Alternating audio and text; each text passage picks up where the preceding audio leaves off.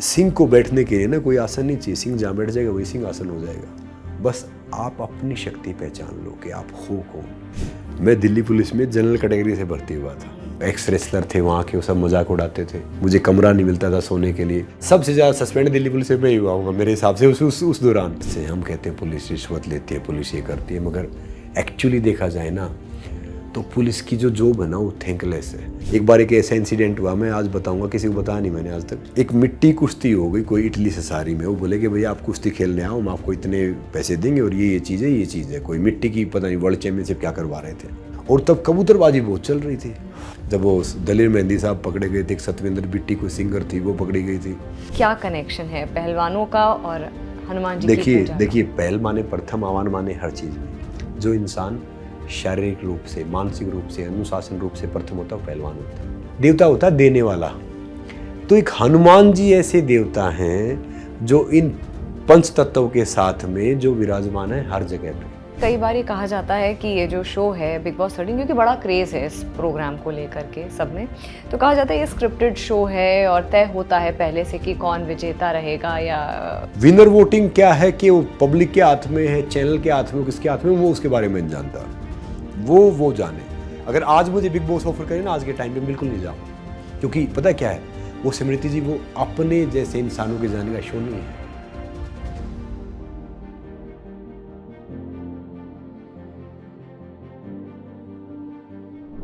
नमस्कार, जागरण मंथन में आप सभी का स्वागत है। मैं हूं स्मृति रस्तोगी। आज हमारे साथ जो मेहमान हैं वो फिट इंडिया मूवमेंट के ब्रांड एम्बेसडर हैं, उसके साथ साथ टबैको फ्री इंडिया के आइकन हैं, और उससे बड़ी बात, इन सभी फैक्टर से बड़ी बात यह है कि वो भारतीय रेसलर हैं और कई खिताब, कई अवार्ड्स अपने नाम इन्होंने किए हुए हैं। भारत के लिए एक गर्व है ये। हम बहुत दिल से स्वागत करते हैं संग्राम सिंह जी का। थैंक यू स्मृति जी, नमस्ते, जो आपने आपके शो पे मुझे इनवाइट किया। संग्राम जी, शुरुआत वहीं से करूंगी कि आप हरियाणा से आते हैं।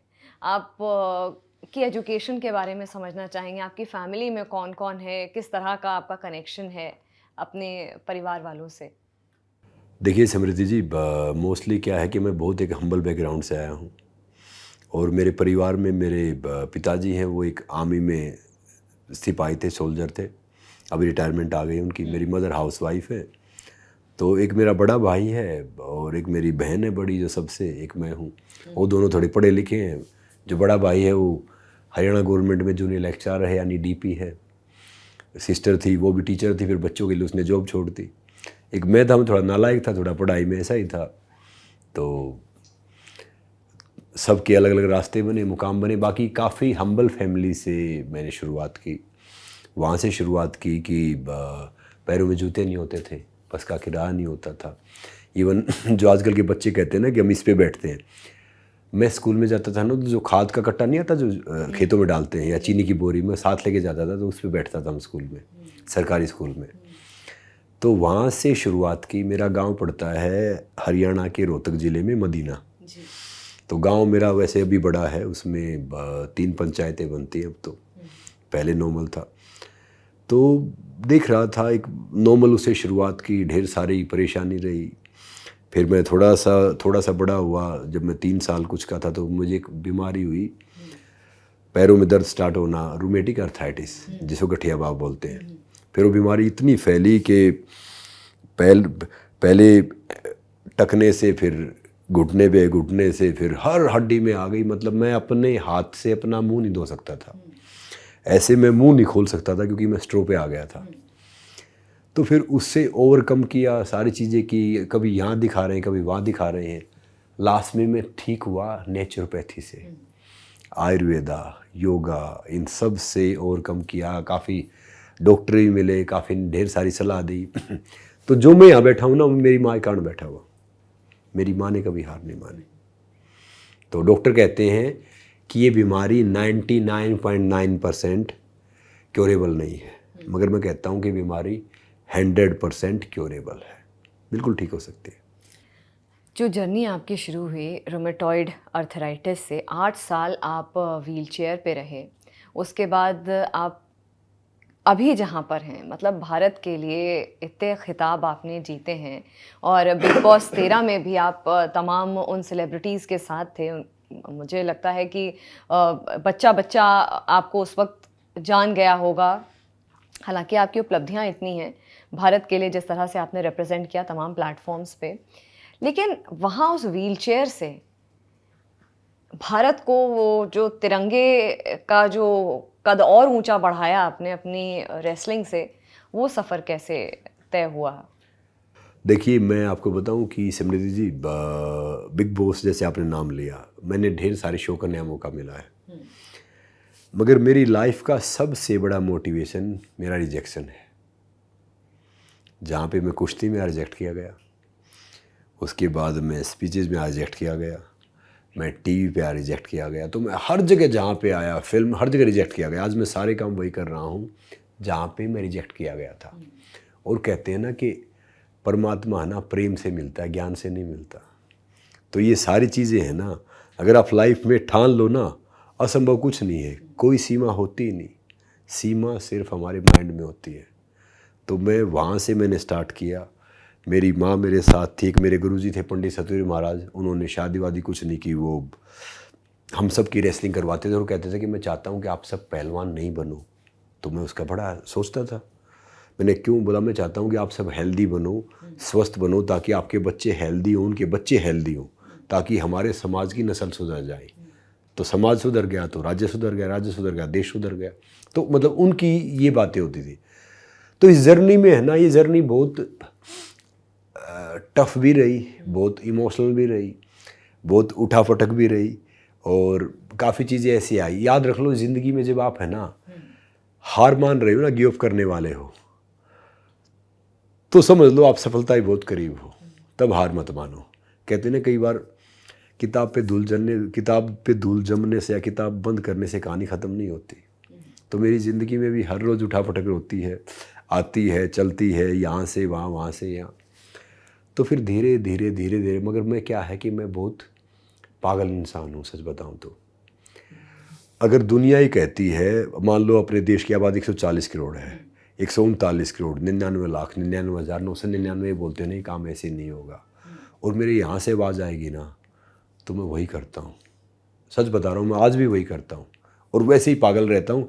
और मैं सोचता था एक टाइम कि गांव में एक साइकिल मिल गई, वो भी किसी बच्चे किराए की, उस पर बैठ के सोचता था कि दुनिया मेरी है। तो आज भी मैं उस बच्चे को कभी मरने नहीं देता, मैं वही सोचता हूँ बैठ के। तो जर्नी का क्या है कि जब टफ टाइम था उसे बहुत सीखा है। एक टाइम होता था कि गिनती की रोटियां मिलती थी, एक टाइम होता था कि खाना पीना छोड़ो, प्रैक्टिस छोड़ो, बाकी चीज़ें बहुत लिमिटेड थी। अब वो उसकी मेहर है, वो जहाँ जहाँ लेके जा रहा है, जहाँ जहाँ जा रहा है। और मैं सच बताऊं कि अब तो स्पोर्ट्स में बहुत कुछ आ गया। पहले स्पोर्ट्स पता क्यों स्टार्ट करते थे कि भैया शरीर अच्छा हो जाए, जो मिल जाएगी, फिर उसके बाद बहन की शादी, भाई की पढ़ाई करते करते हमारा 80-85% टैलेंट वेस्ट हो जाता था। और मैंने भी जो खेल स्टार्ट किया ना, इसीलिए किया था कि जहाँ से मैं आया हूँ ना, हरियाणा में पहलवान की थोड़ी ज़्यादा इज्जत है। और मिट्टी कुश्ती मैंने देख ली, वहाँ पे घी मिल रहा, दूध मिल रहा, थोड़े पैसे मिल रहे। मैंने सोचा काश यार मैं भी पहलवान होता। तो वो जर्नी वहाँ से स्टार्ट करते करते कि भैया इंडिया खेलेंगे, चलो शरीर हेल्दी हो जाएगा, नौकरी मिल जाएगी। तो ये सारी जर्नी अपने आप धीरे धीरे धीरे धीरे जुड़ जाती है। अब भी मैं उसको याद करता हूँ, जब भी मुझे कोई टफ टाइम आता है या बाकी चीज़ें आती है, तो मैं अपनी जर्नी बैठ के देखता हूँ कि वहाँ से जब यहाँ तक आ गए तो फिर आगे का रास्ता भी। बिल्कुल। बस। आपने अपना करियर दिल्ली पुलिस में शुरुआत की थी 1999 में। उस वक्त तो किसी को भी अंदाज़ा नहीं होगा कि आप आगे चल करके मतलब इस तरह से आप सेलिब्रिटी बन जाएंगे और इस तरह से आपको एक मुकाम मिल जाएगा। अगर आप पीछे अपने दिल्ली पुलिस के जो दिन हैं उनको देखते हैं, तो क्या कभी ऐसा कोई वाक़या हुआ जब आपको अंदर से फीलिंग आई कि एक दिन मैं कुछ बड़ा करके दिखाऊंगा, या कुछ ऐसा किसी ने कहा हो आपको जो आपके मन में वो बात ऐसी हो जिसने आपको इंस्पिरेशन दी हो? मैं दिल्ली पुलिस में जनरल कैटेगरी से भर्ती हुआ था, क्योंकि उस टाइम पे मैं रेसलर वो नहीं था जो इंडिया रिप्रेजेंट कर रहा है। फिर जब मैं करता था ट्रेनिंग, नॉर्मल करता था, तो मैं एक्स्ट्रा वर्कआउट करता था, फिर मैं एक्स्ट्रा मेहनत करता। मुझे आज भी याद है, मेरा ट्रांसफ़र आ गया ट्रैफिक का। तो सब कह रहे भैया कि ट्रैफिक में जाना चाहिए, मैंने कहा नहीं मैं तो कुश्ती टीम में जाऊंगा। तो सब हंसते थे क्योंकि दिल्ली पुलिस का उस टाइम कोई स्पोर्ट्स बहुत मतलब डाउन हो गया था। फिर मैंने कोच से रिक्वेस्ट किया, सबसे रिक्वेस्ट किया, मैं यहाँ पे आया तो सारे जो एक्स रेसलर थे वहाँ के वो सब मजाक उड़ाते थे, मुझे कमरा नहीं मिलता था सोने के लिए, मेरी ड्यूटी लगती थी, बाकी की ड्यूटी नहीं लगती थी क्योंकि बाकी कोई डीसीपी का खास है, कोई किसी का खास है, कोई किसी का खास है, तो ढेर सारे इंसिडेंट होते थे। तो एक बोलता था जी ये कहाँ खेलेगा, कहाँ क्या करेंगे, कहाँ वो करेंगे, मतलब हर रोज़ मैं रात को मैं ड्यूटी भी देता था, इस पे इधर उधर ऐसे ही किसी की वो करके मैं वर्कआउट भी करता था। रात को मैं 2:30 बजे उठ के एक पहाड़ी होती है यूनिवर्सिटी उधर, मोंटा बोलते हैं उसको, वहाँ पे रनिंग करने जाता था मैं। एक बार एक रेसलर दिल्ली पुलिस अखाड़े में हम उसको छोड़ने गए एयरपोर्ट पे, तो वो बोला यार आप सब चलो, रात का टाइम था 12:30-1 बजे का, तो मैं भी चला गया उनके साथ में। मैंने कहा कहाँ जा रहा है, बोला ये बाहर जा रहा है खेलने के लिए। मैंने कहा अच्छा कहाँ खेलने के लिए जा रहे हैं, बोला विदेश में खेलने के लिए जा रहे हैं। तो मेरे को अच्छा है यार ये तो हम भी जाएंगे। वो बहुत हंसे, बोला आप कहाँ जाओगे यार, इंडिया पुलिस में मेडल नहीं आता, नेशनल में मेडल नहीं आता, तो कहाँ जाओगे, तब तक ऐसे ही वो कर रहा था। मैंने कहा भैया जाएंगे ज़रूर। वो 1 साल के अंदर मैंने दिल्ली पुलिस के लिए 12-13 साल बाद इंडिया पुलिस में मेडल जीता, 13 साल बाद नेशनल मेडल जीता, और 23 साल बाद को दिल्ली पुलिस का कैसे कर्मचारी सीनियर वर्ल्ड रेसलिंग चैंपियनशिप में जा रहा था, जो इंडिया को रिप्रेजेंट कर रहा था। क्योंकि जिद्दी बनो आप।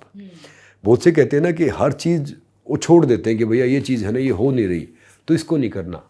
तो मैं वही कह रहा हूँ कि देखो क्या है कि मैं कह रहा था ना, जो सीमा होती है, बाउंड्रीज होती है, वो यहाँ पे होती है, बाउंड्रीज शरीर में नहीं होती।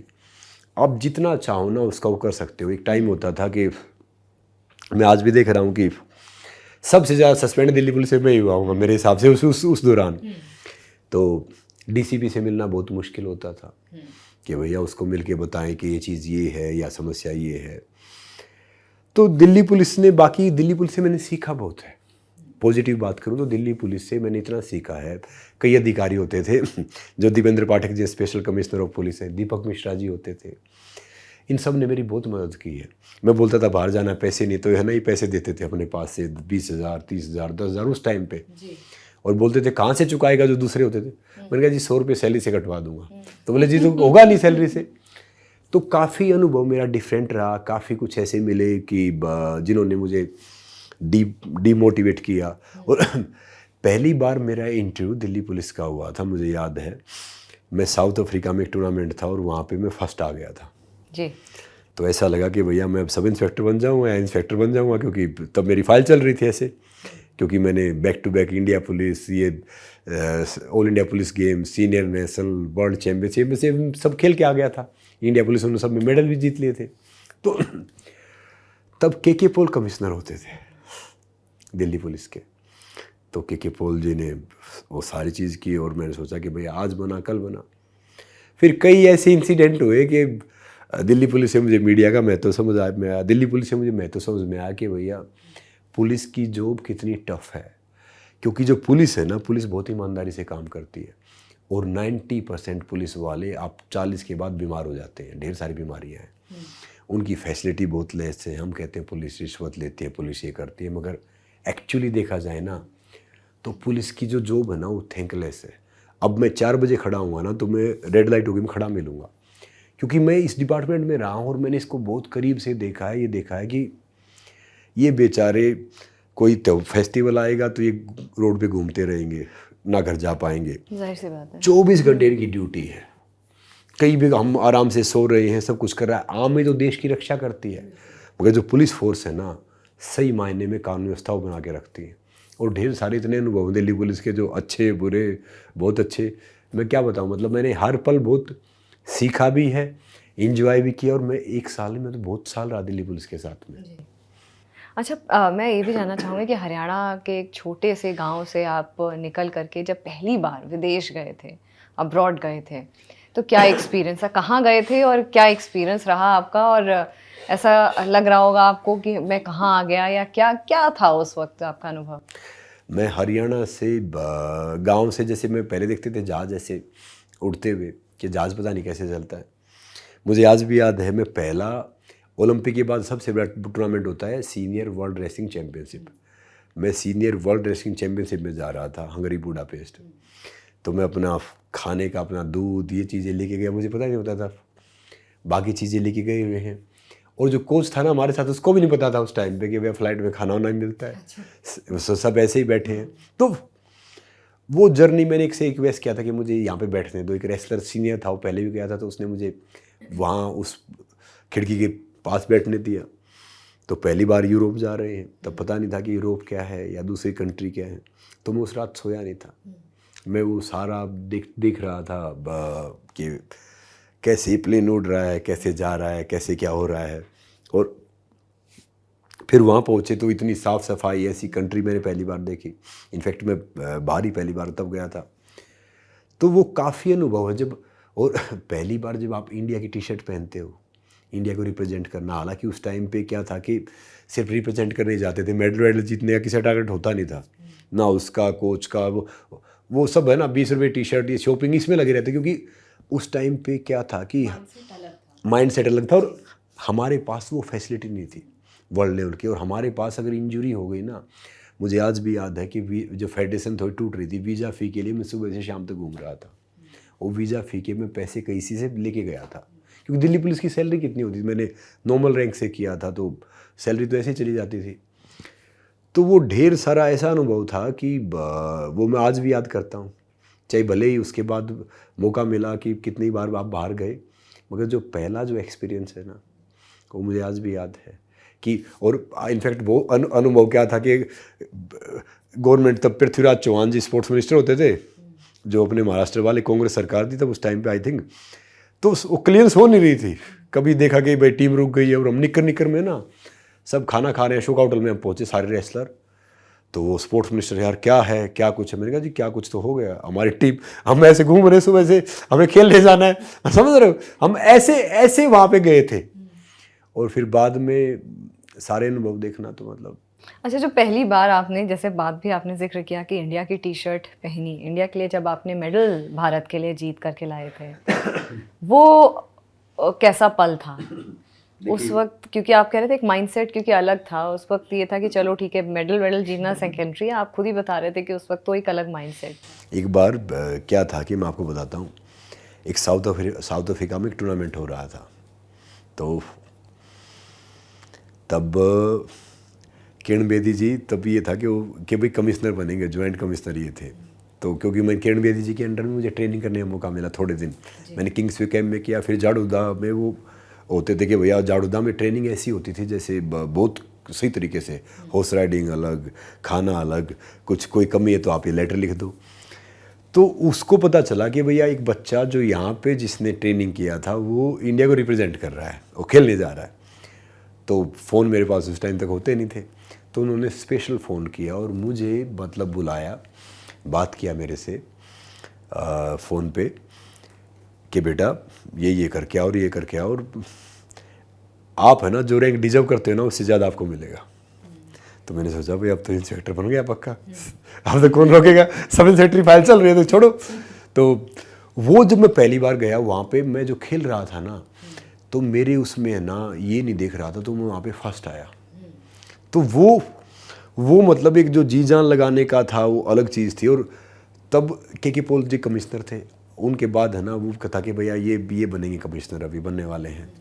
फिर वो युद्धवीर सिंह डडवाल जी बन गए थे, और उसी दिन में मतलब सस्पेंड हुआ था, पता नहीं क्या हुआ था, मुझे आज भी याद है कि समथिंग कुछ था। तो वो जज्बा था ना, वो मेडल जीतने का जज्बा अलग था, मगर उससे ज़्यादा जज्बा ये था कि भाई जिस मतलब किरण बेदी जी जो वो बहुत काइंड थी, मतलब हर स्टाफ के साथ जो मैंने देखा, वो भले ही उनको कोई बोले मगर वो बहुत एक डिसिप्लिन, रूल, रेगुलेशन उनसे चलते थे। तो वो एक अलग था। उस दिन मैं सो नहीं पाया था। मैंने कहा भैया अब तो खुशी थी, मैंने कहा भैया अब तो इंस्पेक्टर बन गए। और सारे ऐसे मजाक कर रहे थे कि भैया ये बनेंगे।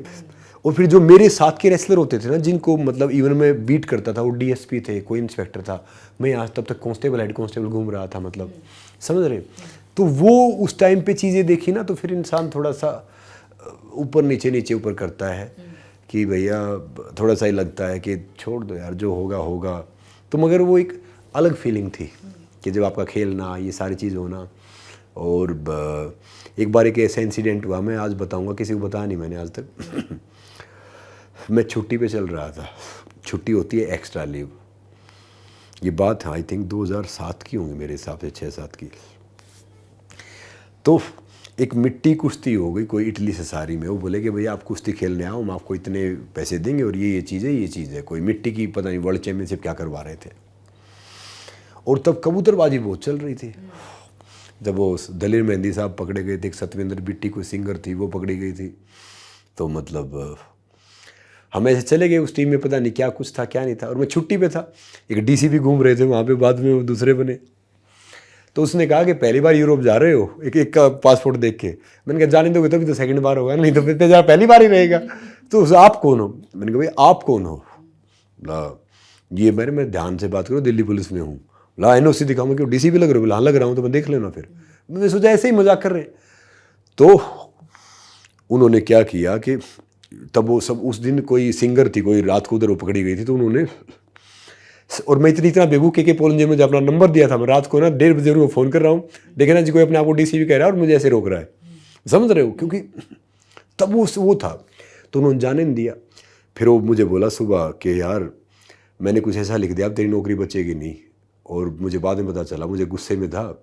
उसने उसके अगले दिन उसके ऑफिस में गया, वहाँ से पासपोर्ट लिया मैंने, जाने नहीं दिया उसने, और सबको जाने नहीं दिया। और उसके ऑफिस में दिल्ली पुलिस की मैगजीन आती थी, मेरा फोटो लगा हुआ था, और एक कि भैया medal many sponsor known something कुछ करके बोला। मैंने बाद में देखा, मैंने कहा अच्छी बात है, नौकरी नहीं बचेगी तो बढ़िया बात है।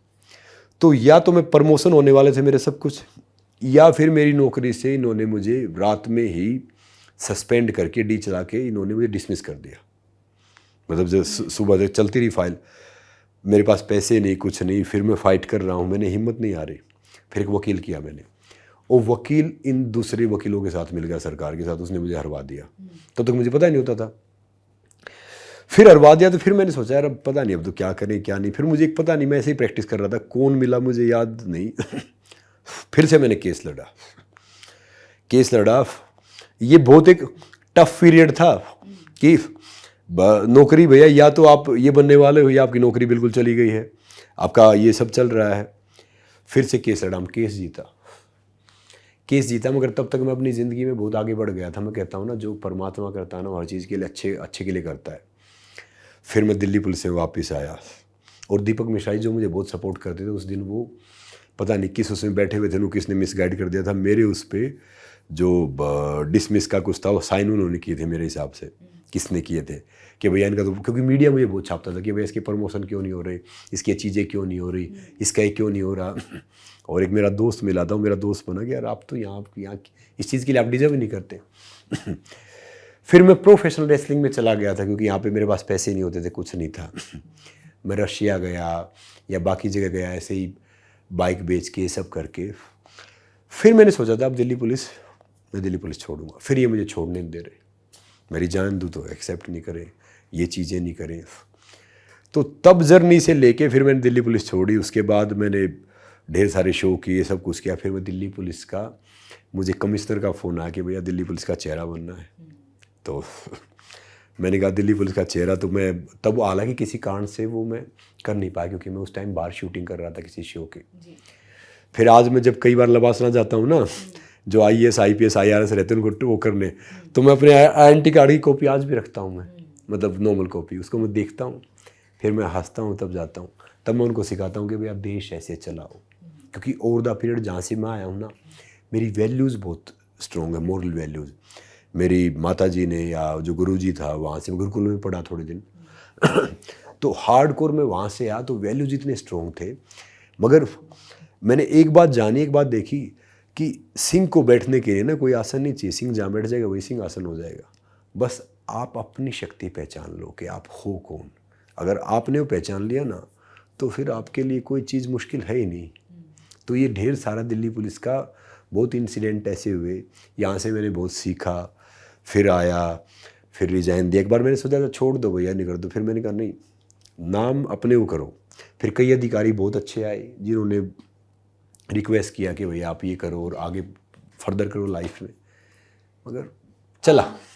नहीं, ये जर्नी तो आपकी बड़ी इंटरेस्टिंग है संग्राम जी, और मुझे लगता है कि कहते हैं ना कि अगर आपको कुछ लाइफ में जब आपको बड़ा करना होता है तो ऐसी बहुत सारी चीज़ें आपकी ज़िंदगी में होती रहती हैं जब आपको ऐसा लगता है कि बहुत कुछ सीखा है, बहुत कुछ हारा है, लेकिन मोटिवेटेड आप रहते हैं। अच्छा, एक और जो ख़ास बात मुझे लगता है कि ये मुझे लगता है ऑडियंस के लिए भी समझने आए या एक इंटरेस्टिंग बात होगी। अक्सर ये देखा गया है कि जो भी रेसलर्स होते हैं वो हनुमान जी में बहुत बिलीव करते हैं, उनकी पूजा बहुत दिल से करते हैं, उनमें बहुत विश्वास रखते हैं। क्या है इसको अगर डिकोड करना चाहें तो क्या कनेक्शन है पहलवानों का और हनुमान जी की पूजा? देखिए, पहल माने प्रथम, आह्वान माने हर चीज़ में जो इंसान शारीरिक रूप से, मानसिक रूप से, अनुशासन रूप से प्रथम होता है वो पहलवान होता है। बाकी मीडिया ने वो निकाल दिया, 2 पहलवान बुला के लाना, कोई कुछ हो, कोई एक आधा इंसिडेंट ऐसा भी हो जाता है कि पहलवानों से कोई गलतियाँ हो जाती है। देखिए, मैं बताऊंगा कि जो सनातन धर्म है, देखिए हालांकि मैं सब धर्म की बहुत रिस्पेक्ट करता हूँ, वो साइंटिफिक बहुत है। अब भगवान क्या है, मैं हनुमान जी बताऊंगा। भ ग वा न, भ से भूमि, ग से गगन, व से वायु, अ से अग्नि और न से नीर। जो कहते हैं ना, 5 तत्वों से शरीर बना है, अग्नि, वायु, आकाश, पृथ्वी, जल। तो भगवान वही है। ये भगवान, इसको हमने बनाया कि भैया भगवान की पूजा करो। भगवान की पूजा ये नहीं कि हमने कोई भी देवता कर दिया, क्योंकि देवता होता है देने वाला। तो एक हनुमान जी ऐसे देवता हैं जो इन 5 तत्वों के साथ में जो विराजमान है हर जगह पे।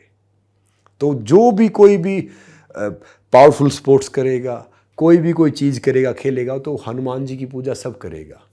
और पहलवान तो खासकर करते ही करते हैं। किसी भी आप अखाड़े में जाओ, चाहे वो मुस्लिम अखाड़ा है, कोई किसी भी धर्म से बिलोंग करता है, वहाँ पे आपको हनुमान जी की मूर्ति जरूर मिलेगी।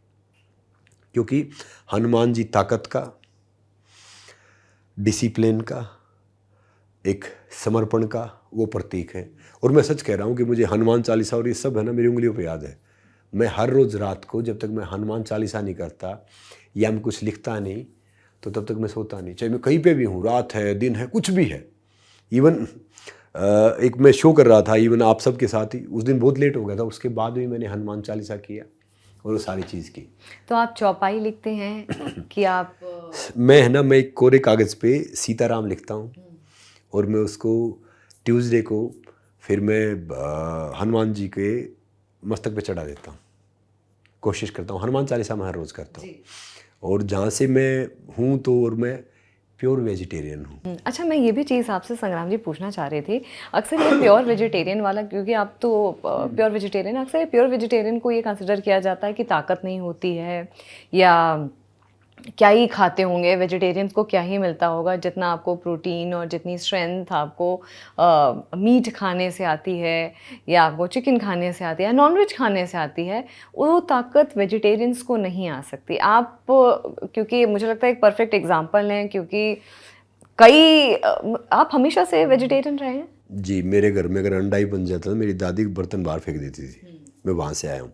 देखिए, मैं बता रहा हूँ आपको कि मैं भी बाहर गया था एक टाइम पे, मैंने वो पिया, मगर जो शाकाहारी की ताकत है इस संसार का, मुझे छोड़ो आप, संसार का सबसे ताकतवर जीव शाकाहारी है। बिल्कुल। सबसे तेज दौड़ने वाला जीव शाकाहारी है। ना थकने वाला जीव शाकाहारी है। हाथी, एलिफेंट शाकाहारी है। घोड़ा, हॉर्स, सोएगा तो खड़ा खड़ा सोएगा। घोड़ा अगर बैठ के सो रहा तो बीमार है। तो मैं कह रहा हूँ, किसी चीज़ को मार के खाना, वो कहाँ की ताकत है?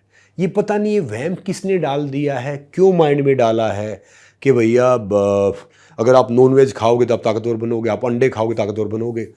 नो डाउट, एक टाइम था कि मैंने भी कुछ दिन किसी डॉक्टर ने एडवाइस किया, ये किया, एग वाइट ये सब खाए, वो सब किया, मगर पता है क्या है, शाकाहार में जो ताकत है ना, वो किसी में है ही नहीं। संग्राम जी, एक और जो बात है, जो कि अमूमन लोग ये चीज़ कहते हैं और मानते हैं, और ख़ासकर अगर आजकल बात करें तो धर्मगुरु इस चीज़ को बहुत अनेक तरह से प्रोपेल करने की कोशिश कर रहे हैं कि आप जैसा अन्न वैसा मन, कि अगर आप वेजिटेरियन खाना खाएंगे आपका दिमाग बहुत पवित्र, साफ उस तरह से चलेगा। आपका क्या मानना है? देखिए, मैं वही बात कहने वाला था, जो बिल्कुल जो कहते हैं वो बिल्कुल सही कहते हैं। जैसा खाओगे वैसा होगा मन। जैसा पियोगे पानी वैसे निकलेगी वाणी, जैसी संगत वैसी रंगत। मैं कह रहा हूँ अगर आप शाकाहारी खाना खाते हैं, आपको ज़िंदगी में अगर ताकतवर बनना है ना, तो कम खाना है, काम ज़्यादा करना है। और सूखी रोटी प्याज भी खाते हो ना, खुश रह के खाओ। मैं कह रहा हूँ कि सब कुछ आ गया उसमें। अब आप यकीन करेंगे, एक मैं सबको बताना चाहता हूँ कि देखिए, अब एक मंडी में जाते हैं हम, मंडी देखिए ना आपने, वहाँ पे लाला जी पूरे दिन काजू किशमिश बादाम खाते रहते हैं। वो 1 केजी या बट्टा नहीं उठा सकते 5 केजी का, और जो चटनी रोटी खाता है ना, वो 100 केजी की बोरियां डालता है। तो शरीर है ना, शरीर, हम आज डॉक्टरों की मानते, सबकी मानते, सत्यानाश कर लेते हैं कि भैया आपको है ना हर 2 घंटे में खाना है, आपको तो ये खाना है, आपको तो ये प्रोटीन चाहिए। मैं कह रहा हूँ कि हमारा जो सिस्टम है ना इंटरनली, वो 2 बिस्किट खाओगे तब भी उतना ही काम करेगा, उतना तेज़ाब बनाएगा, उतनी सारी चीज़ करेगा। ज़्यादा खाओगे तब भी वो करेगा। मैं कह रहा हूँ कि प्रॉपर मील आपका, आपने सुबह ब्रेकफास्ट कर लिया, लंच कर लिया, डिनर कर लिया, ये करो। और सप्ताह में 1 दिन है ना लिक्विड डाइट पे आ जाओ। मतलब आपको हार्ड नहीं खाना, जैसे आपने दूध पी लिया, नारियल पानी पी लिया, जूस पी लिया, तो इस सेहत के लिए अच्छा है। ये सब वहम की बात है कि आपका वेट इतना तो इतना प्रोटीन खाओ, इतनी चीज़ें तो इतना खाओ। देखो, आपके भले ही दिल करे कुछ भी खा लो, मगर स्वस्थ रहने के लिए है ना, आपको सिर्फ और सिर्फ आपका माइंड स्वस्थ चाहिए। आप मेडिटेट करो, योगा करो, और जो भी मिलता है उसे खुश होकर खाओ। और ये शरीर ना बहुत ताकतवर है। छोटी सी बीमारी में हम जाएंगे, डॉक्टर कहेगा ये हो गया, पोस्टमार्टम के टाइम पे चाकू से काटना पड़ता है। तो शरीर आधी से ज़्यादा बीमारियों खुद हील कर लेता है, बशर्ते आप नेचर के दोस्त बन जाओ। आप सुबह उठो ब्रह्म मुहूर्त में, ब्रह्म मुहूर्त में नहीं तो आप कम से कम 5 बजे 5:30 बजे तक उठ जाओ, सो फिर टाइम से जाओ। अब हम तो उल्लू बने रहते हैं पूरी रात भर, तो यहाँ पे उल्लू तरह जागते रहेंगे, पार्टी करते रहेंगे, और दिन में हम सोते रहेंगे। और फिर बोलते ना, जैसे बोलता हूँ पार्टी एनिमल और ये सब, फिर वो चलते फिरते केमिस्ट बन जाएंगे। 40 के बाद 4 बजे खा रहे, 3 बजे खानी है, 5 बजे खानी है। तो शरीर को एक चीज़ खुद बताओ आप, स्मृति जी, आज मैं एक बड़ी बात बता रहा हूँ। मैं आपको बैठे बैठे 5 लाख रुपए दूंगा, तो आप काम थोड़ी करोगे। अगर शरीर को बाहर से हम ज़्यादा चीज़ें देने लग गए ना, तो जो इंटरनली ऑर्गन है ना, वो काम करना बंद कर जाएंगे। दो, मगर नॉर्मल दो। एक एथलीट की डाइट अलग है, एक कॉमन मैन की डाइट अलग है, किसान की डाइट अलग है। मगर क्या है कि इसको नेचुरल काम करने दो। अच्छा, सप्लीमेंट्स जो आजकल जो यूथ हैं, यंगस्टर्स हैं, बहुत ज़्यादा प्रेफर कर रहे हैं कि हम सप्लीमेंट्स ले लेते हैं, और तमाम तरह के सप्लीमेंट्स मार्केट में आ भी रहे हैं। तो इसका कोई एडवर्स इम्पैक्ट होता है, क्योंकि आप एक बेहतर पोजीशन पे हैं इस चीज़ को बताने और समझाने के लिए? देखिए, क्या है कि सप्लीमेंट से कोई भी डिब्बाबंद चीज़ आएगी, कोई भी चीज़ आएगी, मैं नहीं कहूँगा कि वो बहुत प्योर है या वो ख़तरनाक है। मगर कोशिश करो कि भैया सप्लीमेंट्स की ज़रूरत तब पड़ती है जब एड ऑन वर्कआउट करते हैं या एड ऑन चीज़ करते हैं कि हमारी रिकवरी नहीं हो रही। बाकी तो नॉर्मल रिकवरी हो जाती है। जो स्टीरॉइड है ना, वो नुकसानदायक है। वो स्टीरॉइड हम ले लेते हैं ना बहुत से, जैसे मसल्स बनाने के लिए, 6 पैक दिखाने। कोई फिल्मी हीरो देखा उन्होंने कि भैया उसकी क्या बॉडी थी। वो बॉडी क्या थी कि वो पानी छोड़ देते हैं, वो इंजेक्शन लेते हैं, वो डिफरेंट चीज़ें करते हैं। तो आम यूथ प्रभावित हो जाता है। वो 0 साइज था या 6 पैक था या दूसरी चीज़ें थी, तो उस चक्कर में वो ज़्यादा सप्लीमेंट्स खा लेते हैं, स्टीरॉइड यूज़ कर लेते हैं। कहते हैं ना, रोटी भी अगर आप ज़्यादा खा लोगे तो नुकसान करेगी वो। अगर आप प्रोटीन खाते हो, अगर आप सही मात्रा में खाते हो, और हर रोज़ कोई भी चीज़ नहीं खानी है, हर रोज़ कुछ भी खाओगे तो आपकी बॉडी में कोई ना कोई बीमारी 5-7 साल बाद डेफिनेटली आ जाएगी। संग्राम जी, बिग बॉस 3 में आप, बिग बॉस 13 में आप थे, और आपको वहाँ पे आप, मुझे लगता है second runner up, first runner up थे। जी, मैं उस शो का फाइनलिस्ट था। आप फाइनलिस्ट थे उस शो के। तो पहली बात है कि कई बार ये कहा जाता है कि ये जो शो है बिग बॉस 13, क्योंकि बड़ा क्रेज़ है इस प्रोग्राम को लेकर के सब में, तो कहा जाता है ये स्क्रिप्टेड शो है और तय होता है पहले से कि कौन विजेता रहेगा या कौन सेलेक्ट होगा, किसको ट्रॉफी मिलेगी। आपका वहाँ पर क्या एक्सपीरियंस रहा था उस शो के दौरान, और जो आपके हाउसमेट्स जो थे वो कैसे थे, उनका आपके प्रति किस तरह का रवैया था उस वक्त? देखो, मुझे जैसे सर्वाइवर था, वो बिग बॉस से बड़ा शो है, और कई शो करने का मौका मिला। बिग बॉस तो एक अलग अनुभव था कि भैया खाना कम खाने वालों के लिए वहाँ पे, पीने वालों की पीनी बंद, सोना कम, 14 इंसान, अलग अलग दिमाग के, एक टॉयलेट, एक बाथरूम, टाइम पे, फिर वो टास्क। वो बिग बॉस कोई स्क्रिप्टेड कुछ नहीं होता। विनर वोटिंग क्या है कि वो पब्लिक के हाथ में है, चैनल के हाथ में, किसके हाथ में, वो उसके बारे में नहीं जानता, वो जाने। बाकी शो के अंदर कोई स्क्रिप्टेड कुछ नहीं है। जो इतना चीखना चिल्लाना लड़ाइयाँ, वो आधे से ज़्यादा तो कैमरा के लिए करते हैं, कपल बनते हैं, कोई झगड़ा करता है, कोई कुछ करता है, और फिर कुछ टास्क दिए जाते हैं। जैसे सब कुछ शांत हो गया ना, तो हिडन टास्क दे देंगे कि भैया एक आदमी को टास्क दे दिया, फिर आपके मेरा झगड़ा हो गया, उसका झगड़ा हो गया। तो ऑल ओवर मैंने बिग बॉस देखा ना, तो बिग बॉस का एक ऐसा अनुभव था कि जो यूनिक था। ये दुनिया बिग बॉस की तरह है कि आप किसी को कुछ बोलोगे ना तो सब लोग कैमरा चल रहा है, और दूसरी बात आप कहीं से भी सुन सकते हो। तो उस शो से बहुत सीखा, और उस शो से सभी कहते थे कि भैया इस शो में ना सही इंसान नहीं आते, इस शो में इंसान आते हैं जिनका करियर ख़त्म है या कॉन्ट्रोवर्सल है या जो कॉन्ट्रोवर्सी में रहते हैं। तो मैंने आज तक कभी वो शो देखा नहीं था पहले, और सच बता रहा हूँ आज तक देखा भी नहीं, अपना सीज़न भी नहीं देखा मैंने। अच्छा, आपने अपना भी सीजन? ना, मैंने कभी नहीं देखा। मैं उस शो में गया, उस शो का फाइनलिस्ट बना, मुझे ढेर सारा लोगों का प्यार भी मिला उस शो से। और उस शो से अगर आज मुझे बिग बॉस ऑफर करें ना आज के टाइम पे, बिल्कुल नहीं जाऊँ, क्योंकि पता क्या है, वो स्मृति जी वो अपने जैसे इंसानों के जाने का शो नहीं है। पता क्यों? वो जानबूझ के आपको उत्तेजित करेंगे। आप पता लगेगा कि भाई ये है, आपके परिवार में या आपके उससे जानबूझ के आपको वो नहीं देगा, तो पीछे से कोई टास्क देके वो करेंगे। तो क्या है कि शो तो अच्छा है, मगर वो शो सही इंसानों के जाने के लिए नहीं है। मैं एडवाइस करूंगा कि सही इंसान को, अगर अब मुझे बिग बॉस ऑफर हो, मैं बिल्कुल नहीं जाऊं, क्योंकि वो मुझे लगता है कि वो शो उसने पहचान दी एक टाइम पे, मुझे फ़ायदा दिया, अच्छी बात है, मगर मैं मानता हूं कि वो उस शो से, परमात्मा की कृपा से, मेरा लेवल बहुत बड़ा है उस शो के मुकाबले। जी। ये जो आप की शादी हुई पायल रोहतगी जी के साथ, ये भी एक बहुत ही दिलचस्प आपकी लव स्टोरी रही है। अगर बहुत ही संक्षेप में या ब्रीफ में आप बताना चाहें कि ये जो क्योंकि बिग बॉस के टाइम पे भी वहाँ पे उनको देखा गया था, तो कब से आप लोग एक दूसरे से मिले और कब शादी के लिए सोचा? वो कहते हैं ना कि जो आपकी लाइफ में है, जो डेस्टिनी में, वो तो होके रहता है। मैं पायल जी से मिला था पहले आगरा मथुरा हाईवे पे।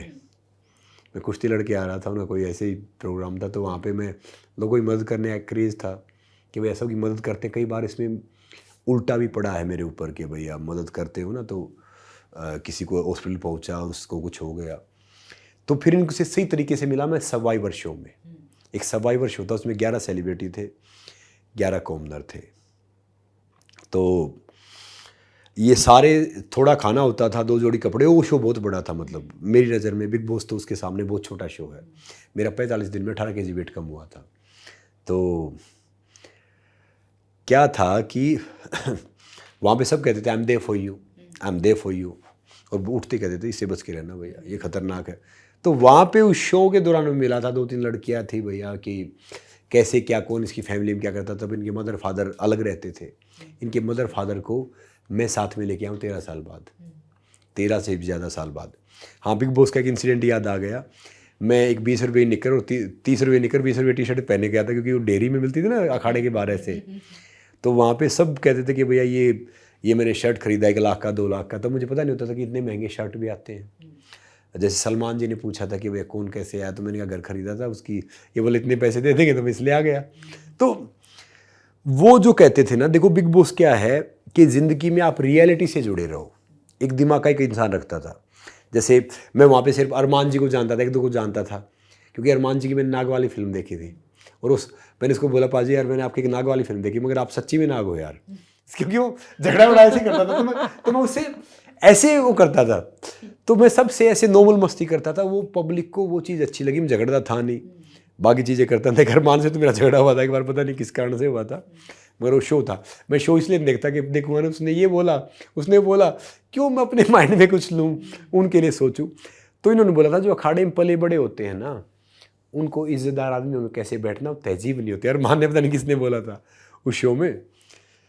तो फिर मैं हंसता था, देखता था। क्या है कि देखो सब, कोई भी किसका स्ट्रगल है, मैं कभी किसी को जज नहीं करता कि भैया क्या है। वो दिन में तो झगड़ते थे, रात में बोलते थे। तब हम शो करते थे, तब शो होता था करजत में, लोनावाला। बोलते थे घर है ना हॉन्टेड है, तो रात को बाथरूम करने जाते थे, डरते थे वो। तो फिर मुझे उठाते थे कि बाथरूम जाना है। मैंने कहा दिन में वैसे आराम नहीं करने देते, रात को सोने नहीं देते, तो भैया मैं तो मतलब ऐसे ही है। और सलमान जी से थोड़ा मेरा अच्छा रहता था, तब वो सुल्तान भी करने वाले थे, तो वो थोड़ा देसी है, मतलब देसी इन द सेंस नॉर्मल जैसे क्या होता था कि किसको हीरो बनना, सारे खड़े हो जाते हैं, बैठा रहता है। क्योंकि मैं ही मानता हूँ कि सब इंसानों ने खाली जरिया होते हैं, माध्यम बनते हैं, कर्ता परमात्मा है। तो इसलिए मेरे लिए सलमान खान है या नरेंद्र मोदी जी हैं या कोई एक रिक्शा चालक है, मेरे लिए सब बराबर है। और कसम से आज तक मैंने कभी किसी को नहीं बोला मेरा ये काम कर दो, कभी भी। मैं ही मानता हूँ कि भाई जरिया बनना चाहिए। हाँ, अगर हम किसी माध्यम बन सकते ठीक है, या कोई अपने दोस्त बनाओ। एक ने बड़ी अच्छी मुझे बात बताई थी कि फंड रेज मत करो, फ्रेंड रेज करो, तो आप लाइफ में आगे बढ़ सकते हो। तो शो का ढेर सारा देखा, अनुभव हुआ बिग बॉस का। पायल जी से मैं सर्वाइवर में मिला, या तो पायल जी को पहले ही निकाल रहे थे या मेरे से लास्ट में रहे, उस शो में ज्यूरी में रहे। तब से भैया देखा, फिर घूमा, ये सब वो सब कि ये यहीं ग्रह मिले हुए थे, यही चीज़ें थी। उसका मेरा नेचर बिल्कुल डिफरेंट है। मैं अगर नॉर्थ हूँ, साउथ है, वो हर बाल की खाल में घुसते हैं। मैं कोई चीज़ 3 बार बोलता है ना, तब मैं जवाब देता हूँ। किसी ने कुछ बोल दिया, कुछ कह दिया, मुझे फ़र्क ही नहीं पड़ता, भैया करते रहो, कुछ भी हो गया क्या है। और वो उनको क्या मजाल कि अगर आपने कुछ बोला, कुछ कहा, एक मैसेज भेज दो, अगर उनको बुरा लगा ना तो 30 मैसेज आपके पास पक्का आएंगे, मतलब 30 बार टाइप होगा पक्का। तो मगर वो है ना, इस दुनिया में कुछ ऐसे इंसान होते हैं जो जैसे दिखते हैं वैसे होते हैं। अगर कुछ बोलना ना आपके मुंह पे बोलेंगे, वो पीठ के पीछे नहीं बोलेंगे। तो वो एक रेयर उनमें वो चीज़ है। तो मैंने कहा चलो भैया ठीक है। आपके आने वाले प्रोजेक्ट्स कौन कौन से हैं संग्राम जी? समृद्धि जी, इस लाइन में आने वाला तो ये होता है कि जब सामने आ जाए तो प्रोजेक्ट है, नहीं तो सब पाइपलाइन में होता है। हालांकि मैंने एक बड़ी अच्छी खूबसूरत एक फिल्म की है अभी, तो अगर चाहा मालिक ने, परमात्मा ने, तो फिल्म अच्छी आनी चाहिए। और मेरी हरियाणा में मैंने इसका शूट किया है, जैसे सुल्तान दंगल वाला फील है उसमें। देखो, बड़ा बनना, जैसे ये सब बड़े हैं, अगर आप अपने इंसानों को साथ लेके बड़ा बनते हो ना, लेगेसी वो है। वहाँ पे ढेर सारे टैलेंटेड बच्चे हैं, लड़के हैं, लड़कियाँ हैं, behind the camera, on camera, हर जगह। बाकी मैं कुछ एक शो प्लान कर रहा हूँ, अगर वो चीज़ हो गई तो बड़ा अच्छा एक खूबसूरत शो है। वर्ल्ड रेसिंग फेडरेशन हब का आपको ब्रांड एम्बेसडर भी बनाया गया है। जी, अगर अब चाहा तो परमात्मा ने आपको फिर से हम कुश्ती करते दिखेंगे। अरे वाह संग्राम जी, आज आपके साथ बहुत अच्छी हमारी बातचीत हुई। बहुत कुछ, मतलब एक बिहाइंड द कैमरा होता है, बिहाइंड अ पर्सन का एक जो एक जर्नी होती है वो भी समझना बहुत ज़रूरी होती है।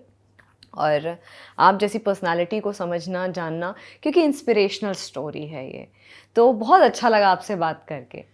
Thank you Samriddhi ji, same here. और ज़िंदगी में हार वो नहीं है, या कि भैया आप कहीं हार गए, या आपका पैसा चला गया, या आपकी कोई सामान चला गया। जो आपकी सोच चली गई, आपका विश्वास चला गया, ज़िंदगी में हार वो हार है। तो कभी भी कुछ भी हो जाए, हम सब मेहमान हैं। मैं हमेशा बोलता हूँ, जाना हम सबको है। कोई 2 दिन पहले जाएगा, कोई 2 दिन बाद में जाएगा। ज़िंदगी की सच्चाई सिर्फ यही है, और हम समझ पाते नहीं हैं। हमें जो छोड़ना है ना, उसको तो हम बटोर रहे हैं, और जो लेके जाना उसको छोड़ रहे हैं। बहुत अच्छी बात कही। तो ज़िंदगी में बिल्कुल भी किसी चीज़ को परमानेंटली मत समझो, इस पल को जियो। ज़िंदगी ये है, अगला पल तो ना झूठ है। जो बीत गया वो बीत गया, वो कल ये कर देगा, कल ये हो जाएगा, कल वो कर देंगे, वो सब झूठ है। ये हमारे वही बोलते हैं, हर पल को जियो। अब हम ये बैठे हैं ना, ये टाइम दोबारा नहीं आएगा। जो हम अब बैठे हैं, ये बात कर रहे हैं, इंटरव्यू कर रहे हैं, या कैमरा चल रहा है, चीज़ें हो रही है, तो इस पल को जियो। I believe in this. ये ज़िंदगी है, ये लाइफ है। थैंक यू सो मच संग्राम जी। फिलहाल आज जागरण मंथन में इतना ही। मुझे दीजिए इजाज़त। नमस्कार।